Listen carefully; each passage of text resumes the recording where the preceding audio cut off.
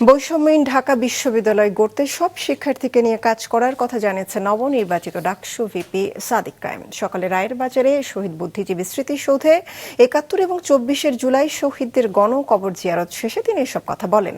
এ সময় জিএস সহ ডাকসুর নবনির্বাচিত ছাত্র শিবির সমর্থিত প্যানেলের সদস্যরা উপস্থিত ছিলেন। হিজাব নিয়ে ভারতীয় মিডিয়া নিজেদের এজেন্ডা বাস্তবায়নে মিথ্যা তথ্য ছড়াচ্ছে বলে অভিযোগ করেন জিএস ফরহাদ।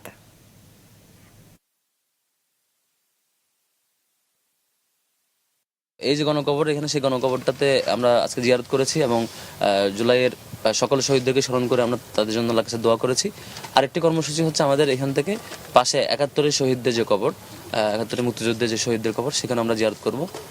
আমাদের এই ডাকসু নির্বাচনের বিজয়, এটা জুলাইয়ের প্রজন্মের বিজয়, ঢাকা বিশ্ববিদ্যালয়ের ৪০,০০০ শিক্ষার্থীর বিজয়, শহীদদের আকাঙ্ক্ষার বিজয়।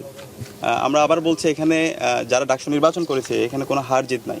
আমরা সবাই সহযোদ্ধা ছিলাম।